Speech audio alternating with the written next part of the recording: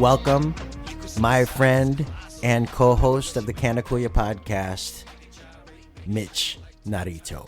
What's up, everybody? How's everyone doing? Part of the reason why I wanted to have you on as a special guest for this interview is because you have been there with me throughout this whole internet culture vulture. The alarms are going off because we're talking about culture vultures. I know. And they're coming for us. The Burbank police are coming to get me because I'm going after one of their own. Oh,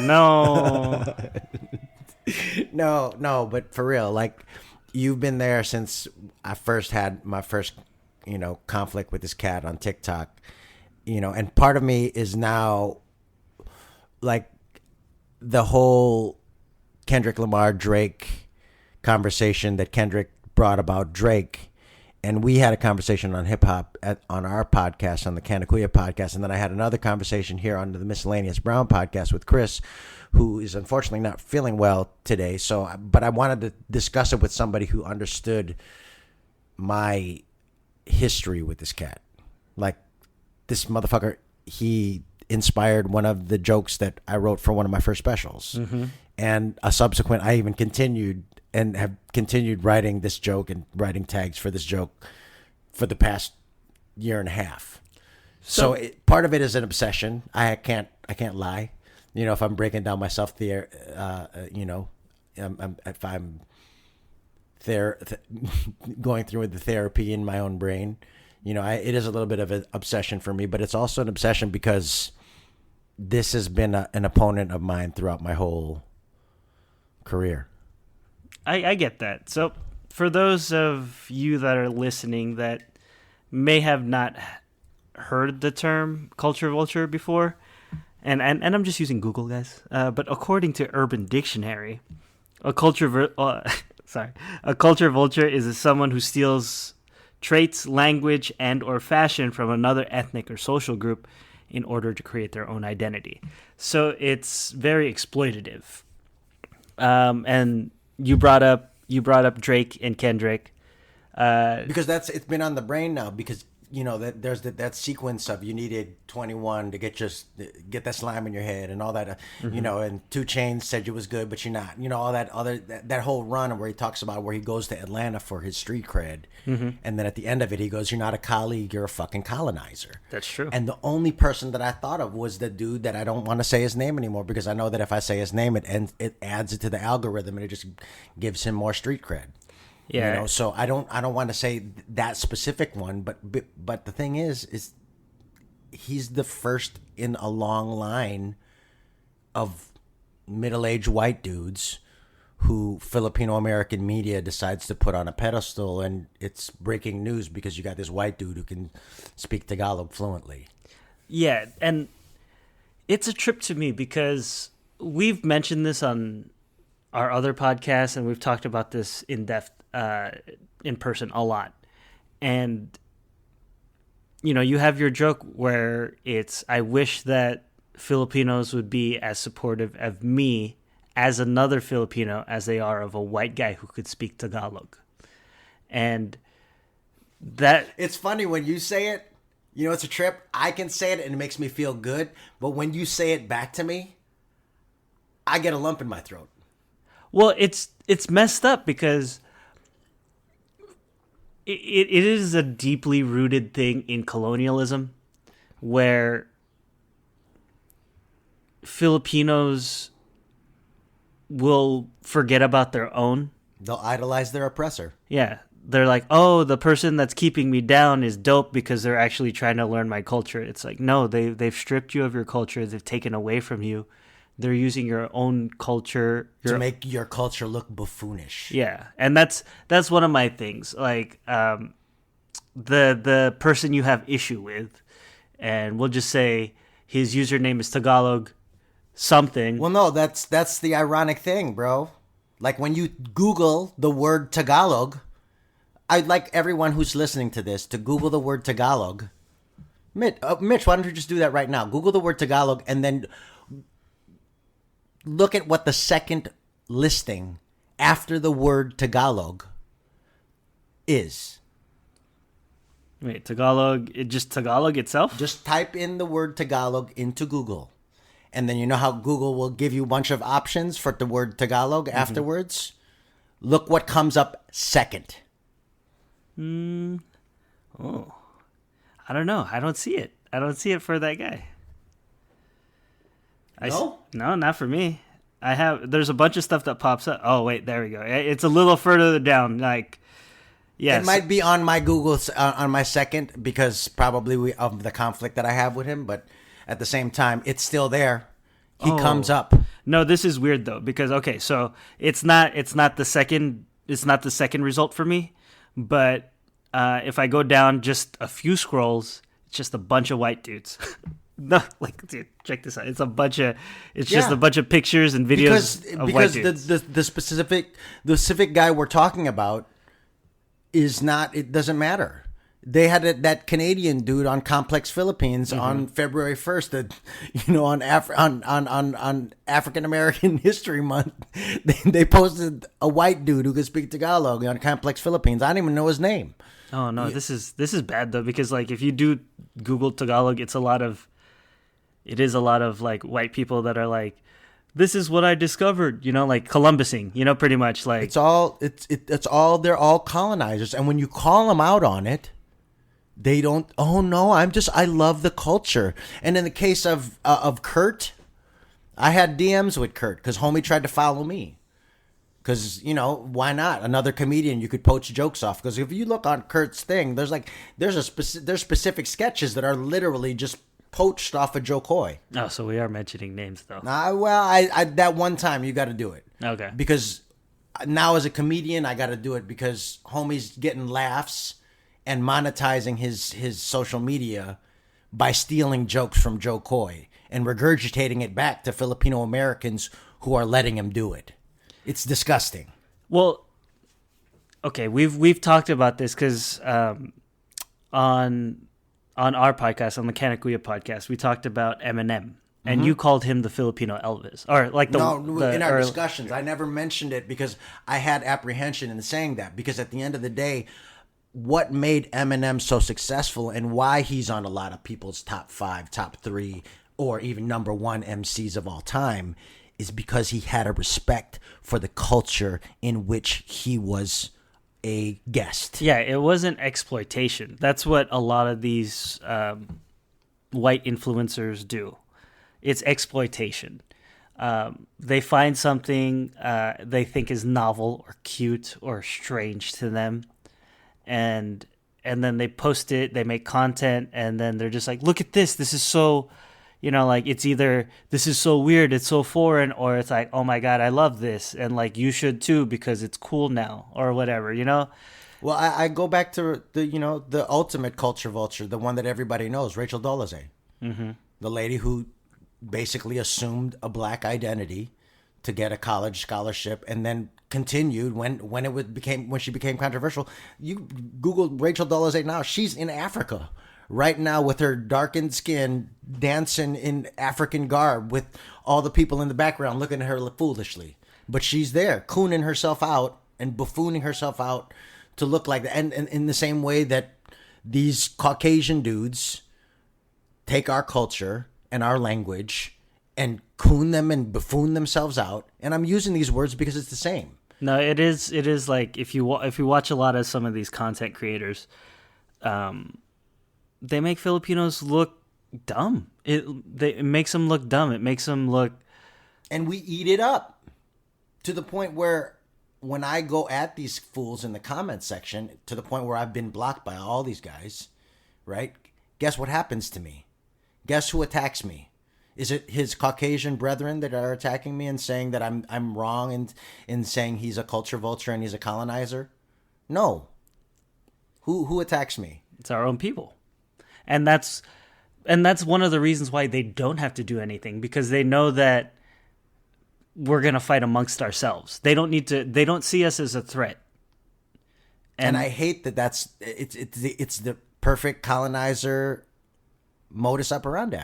And if you guys don't think it's like, if you think we're taking it too far with colonizers and just throwing that term all willy-nilly, Kurt is military. He's straight up colonizer. That's how he learned Tagalog, was being on a military base in the Philippines as a Marine.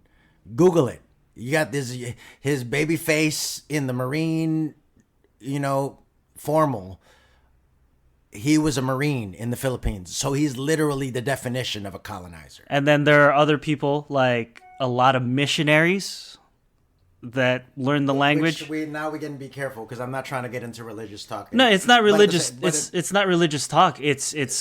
But missionaries were basically colonizers. Yeah, that's the thing. Like they're coming in, they're learning the language. So there's a bunch of like content creators that like at one point they did a stint in the Philippines. They picked up the language because they were trying to push their religion or whatever onto people that are living in the Philippines trying to convert or whatnot. And yeah, people eat it up. It's like, dude, no, they're literally trying to make you one of them. But then the moment that you are one of them, they're going to still treat you like you're an outsider. Like you're still on the outside no matter what you do. Look at what happened to Vivek Ramaswamy and Ann Coulter, where he was running for office. He wanted the approval of the Republican Party and the Conservative Party and on basically the Caucasian, part of our country, because at the end of the day, that's when you really boil it down, they're fighting for white rights or whatever else. But look what happened to him.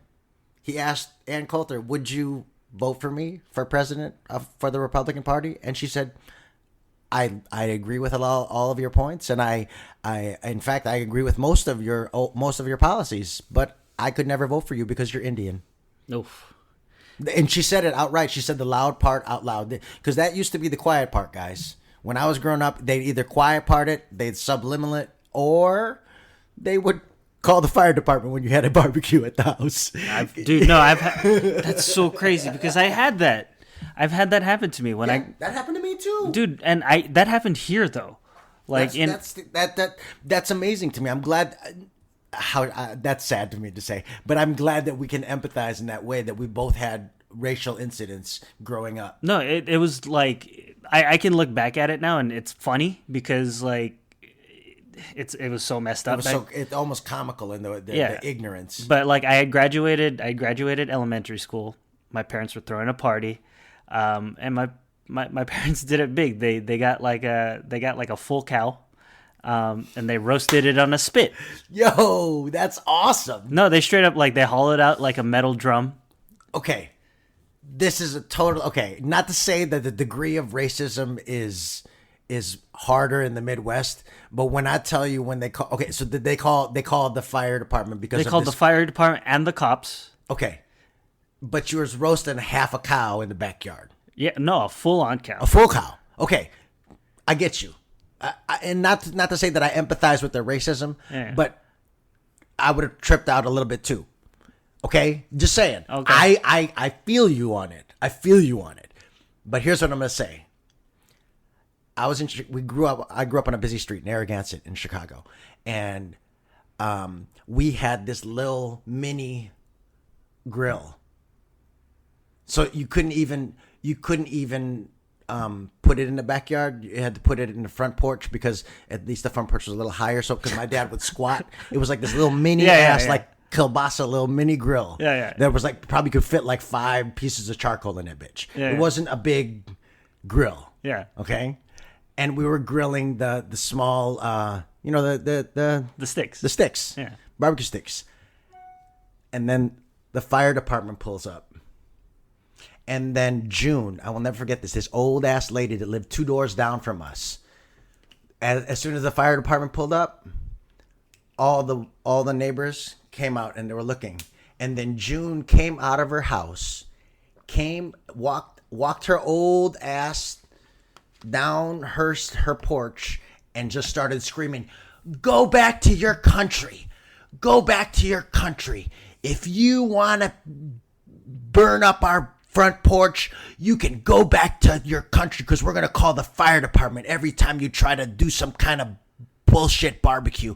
Go back to your country." And then my mom got in her face and she said, "Fuck you, I came, la la la." And it was the first time I heard my mom swear. It's the first time I heard my mom yell and stand up for herself. And it was like, I was empowered in that moment. I was like, yo, fuck you. You go back to your fucking front porch and waddle your bitch ass back to your front.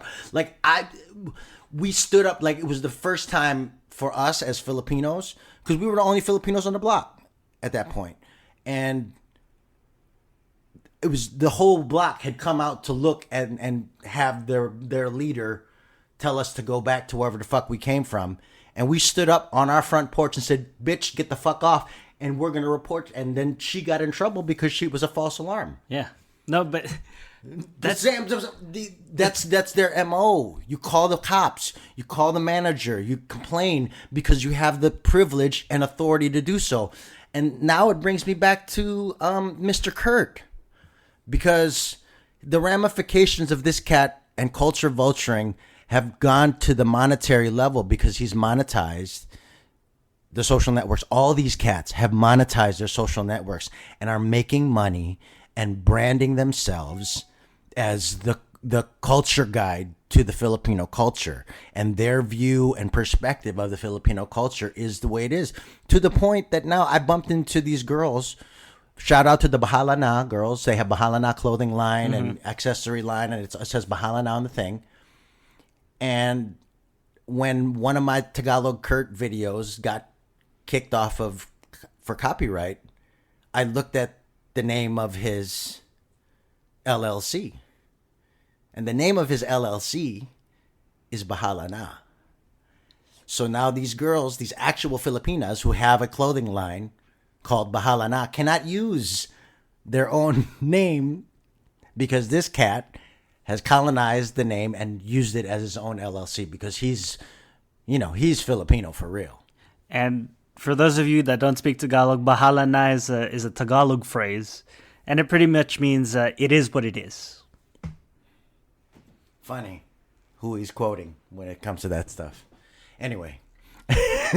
No, but I'm here because I know that I can get emotional with this shit. Yeah, no, well, that, and I know that, like, a lot of this stuff is, there's always going to be Filipinos that come out of the woodwork, like, Filipino Americans or Filipinos from the diaspora don't always see eye to eye with Filipinos from the mainland. Like, if you don't believe me, bring up the term Filipinx, right? Like, I mean, but even Latinx, that's yeah. I mean, that's at the end of the day, that's part of the problem I have with a lot of liberals who are trying to be an ally, but they're also trying to still control the situation. No, but it is okay. When I think of like Filipinx or Latinx, it is a specific experience that is lived from people that are here in America. For sure. And if that's the way you wanna identify, then that's the way that's more than your right. You're right. I've never had a problem. Like, I grew up being Filipino. Like, females were Filipina, and like, oh, but Filipina is not a gendered thing. Like, and it's like, yes, it is. Hold on, it is. Like, but anyways. But also, like, I grew up with Pinoy. Yeah. Or pare. Yeah. That's another term that people used. And then, or mare, kumare, they would use that. Or, and then also Filipina, Filipino. Yeah. I grew up with all that stuff. And at the end of the day, whatever you identify with, however you want to do it, that's cool to me. But I know what you're getting at here. But it's the fact that mainland Filipinos will always back whoever is not the Filipino sometimes. Like, or it just trips me out. Well, and that comes to another portion of this thing, and which I don't think a lot of, Filipino American content creators or Filipino artists in general discuss, and that is the racism within our own. Yeah, it's very community. internalized. It's very internalized. Whether it's the colorism with the whitening lotion that's $1 billion industry in the Philippines, or it's the fact that, whether it, in some regions of of Filipino American culture, if you bring a black boy home or a black girl home or, a Latino or other race. Something that's other not race, Filipino. It's different. It's a different situation. And, these are issues we have to discuss in our culture because that's part of the white supremacist, because white supremacist is basically just, when everything's equal, it's looked at as oppression. Yeah. And that's what, at the end of the day, if I would read my DMs with Kurt, that's what it's all about. He's like, I'm uplifting the culture. No, equity does not necessarily equate to equality. Correct. And that's one of the things that, if you're a Filipino listening to this and you're thinking like, oh, you guys are being too much. You're haters. Yeah. Okay. Think of it this way. It's like, okay, you can like that content that these guys put out, to each his own, whatever. You can like that, right? But I guarantee you there is a Filipino putting out that same type of content in a better way.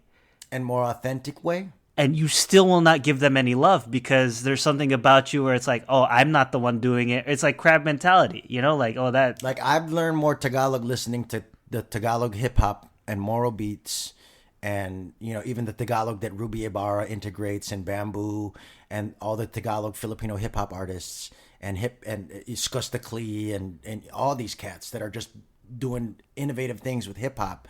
I learned more Tagalog from them than I ever would from homie. And the thing about that is it's empowering. They're talking about our people as strong, as resilient. It's not using tribal beats that have been part of our culture for years, and different parts of our ancestry, and integrating tattoos and part of our culture that you can learn more about the beautiful parts of our culture rather than this homogenized. It's some dude. It's like, oh, I discovered a Filipino broom. Look, I got a walis ting ting. I got a. And we can talk about that cat who had a walis at the January 6th riot. Let's talk about that cat, because that's the worst Filipino American in the world. Because he even knows his place. What did he do? He brought his walis to clean up after the white folk. Goodness gracious, that dude is foolish. Yeah, no, like it's bad, and I understand that like. Filipinos are always welcoming of people that are down for their culture. No, but like it's that Kapwa mentality where it's like everybody's welcome, right? And that's fine. Everybody should be welcome, but not everybody's breaking fucking news. Yeah, but also it's if you're gonna welcome somebody and you're gonna include them in your community. Like, what exactly are they contributing to your community, or how are they reflecting on your community? And I don't know if these influencers are actually giving back to. They're not, because if you look at most of their whole streams, their whole timelines. Yeah. Most cases, it's their face. Yeah, there isn't ever a one Filipino, unless it's the Filipino creepy dude that's looking for Filipino girls, and there's those too. I've been to the Blackpink concert. I know how that goes. I know you weird Asian fetish white dudes. I know you dudes. But anyway, no, but I'm glad we could talk about this, Mitch, because the whole Kendrick vibe, the Not Like Us, that whole vibe, that whole song, even Euphoria. His whole vibe, that whole recapturing of the hip hop culture, the real authentic hip hop culture from this. Now we can bring it back to this Elvis, because if you want to talk about the actual embodiment of, and even Elvis wasn't Elvis. He even gave back and was trying to integrate the black musicians that gave him his sound. In a lot of ways, it was society that wouldn't allow him to, but. When you talk about somebody like Drake, who just goes from culture to culture to culture and hot sound to hot sound to hot sound without acknowledging the history and authenticity, and I mean, and when you can say a line like that slave line that he said during the battle, you lost me, right? Mm-hmm. And so he is a colonizer, right? And that to me that's what inspired this whole conversation. Is this whole reclaiming of our culture and the authentic parts of our culture. That's, to me, like, I feel like if Kendrick Lamar was sitting right here and he was listening to our conversation, I feel like he would agree with what we're talking about. I think that if we were to be the Kendricks of Filipinos, like if we were to like Filipinos and just get them to understand, like, hey, I'm not trying to be like xenophobic or anything. Bro, I love my wife. I love my kids. I love the fact that they're mixed. I feel like they're purely American because they're mixed, because they're a little bit of my wife, they're a little bit of me. I don't hate white people. I love white people. I grew up with white people. The majority of my friends growing up as a kid were white people. It's not that I don't like white people. It's that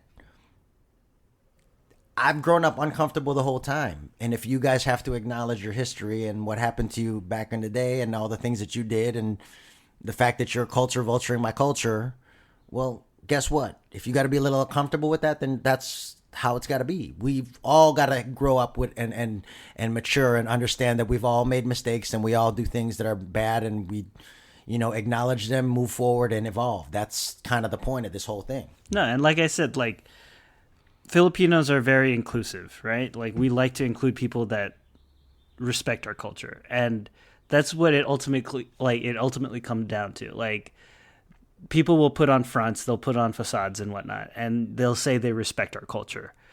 But how are they actually paying respect to the culture? How are they moving things forward? How are they helping to contribute to our society? Use your eyes, guys. Use your eyes when you watch those videos and see, is this really how am I amused by this? Is this really moving our culture forward? Those are the things I just want to ask. Those are the questions that I want to ask. I'm not challenging anybody to unfollow anybody. I'm not trying to create any conflict or do anything like that. At the end of the day, I would like for Filipinos who are listening to this to look at themselves and look at the content they consume and see how that shows your culture to you and what you consume. And just take a look, see, self-evaluate. If you continue to support bad behavior, it won't stop. If you continue to enable people to demean you or to make you look bad, and then support them, and like, then to the point where you defend them and defend their actions because you don't even realize what they're doing. Take this podcast and just hit rewind, go back to the very beginning and re-listen to everything and listen to it again, because you're not hearing me, guys. So let's try to end this on a more positive note, okay? It's hard for me to stay positive with this fool. No, but that's why. Okay, we give this. And but you know what? Here's what I'm going to say. Here's what I'll say to the whole thing, and I definitely wanted to flip this, and we can talk about this for the end of it, because we are all culture vultures. We're all culture vultures. We're all part of pop culture, and we pick and choose what we want to consume, and then what we want to highlight within our art. If we create art and we create content, whatever it is, so we are all, to a degree, culture vultures. Because though I grew up in hip hop, I'm still not. I wasn't an MC. I wasn't a DJ. I just consumed the music. I was a consumer. I was a fan. So we all do a little bit, but it's more about the way that Eminem did it, or the way that, artists who acknowledge the roots, the history, the authenticity, and also the present day situation of that culture. Those are the people that I feel like are authentic. Those are the people that I don't care what color you are. If you're doing it that way, I'm cool. But if you make my culture look stupid, I'm going to be right here to call you out every single time. That's just me. And I respect that. And there are a lot of people out there that do make good content, and they do showcase Filipino values, history. They go into all the details. Mm-hmm. They're the ones that have actually done their research. Look for those people. Stop going for the base where it's like an easy laugh, it's low-hanging fruit. Do better, guys. You could do better. And this is me being on my high horse or whatever, but it doesn't always have to be, balot and ube, it doesn't always have to be that. We as a people are so much more than that, We're so much more than our food. And not that our food isn't delicious, but we are so much more than our food. We can be so much more than our food because our culture is beautiful, and the people and representatives from the Filipino American culture are doing wonderful, beautiful things. And that's just not me trying to call shine on what we're doing. It's a whole family of people that we are a part of and watch and see and are watching grow and and shine. So there's so many people that you can be watching other than the culture vultures. Yeah, consider the source, consider the effects, and make your own informed decisions. Like, I know there are a lot of people out there that probably won't be into us, you know, Sure. and that's fine. But for me, let's sign it off with this final one thing that I will say specifically to this motherfucker if he's listening. We don't want to hear you say Kuya no more. Yeah, that guy's not a Kuya. He's not my Kuya. You go listen to the Canna Kuyas. That's what you should listen to. All right, everyone. See ya.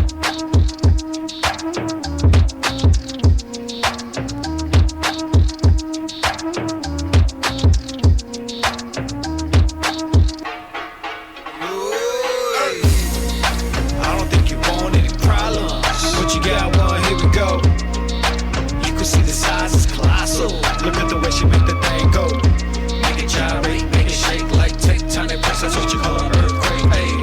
Make it gyrate, make it shake like tectonic press. That's what you call an earthquake. Ay. It's summertime, starting up a heat wave, and now all weekend, hardly slept in 3 days. Whoever's driving the car is the DJ. When it's Q, you better pump that bass. The dominance is obvious, I guillotine, heads roll everywhere I go, I rep Philippines. Found my way, turn amaze to amazing. Infinite flows discovered in an ancient spaceship. I see things before they happen, visionary. Bury me inside a studio at the cemetery. My modus operandi not monetary. Noah Lazarus, the holy one out the monastery. So let me see your cue, plus the Y, that's the crew. I'm a giant, how I grew, still connected to my roots. Rhymes, I kick it like Bruce, got me feeling like Zeus. Standing tall like Manute, to reach this level need a boost. I don't think you want any problems, but you got one, here we go. You can see the size is colossal. Look at the way she make the thing go. Make it gyrate, make it shake like tectonic press. That's what you call an earthquake. Ay. Make it gyrate, make it shake like tectonic press. That's what you call an earthquake. Ay. Smoother than Brazilian wax, that's interact. My life a cinematic reflection in the mirror max. With the pros, I'm proliferating. She said my syntax sounds so scintillating. Flavormatics on the beat, savory. Being scared, still doing it, that's bravery. Hunger turn us into savages. Ain't nobody give us nothing, had to do it alone, without a loan. Like Nora from Queens, Aquafina had the shell toe. Adidas used to hang with the drug dealers. Been doing this since cassette tapes in my Walkman, writing rhymes on the subway. Traditions I carry on, hip hop scholar, mastered in the street. Science, raw diamonds, I refine them. With the stars in alignment, got the youth to the truth. On the tree of knowledge, squeeze forbidden fruit and made it juice. I don't think you want any problems, but you got one, here we go. You can see the size is colossal. Look at the way she make the thing go. Make it gyrate, make it shake like tectonic press. That's what you call an earthquake. Ay. Make it gyrate, make it shake like tectonic press. That's what you call an earthquake. Ay. I just wanna dance all night, wanna dance all night, wanna dance all night with you. I just wanna dance all night, wanna dance all night, wanna dance all night with you.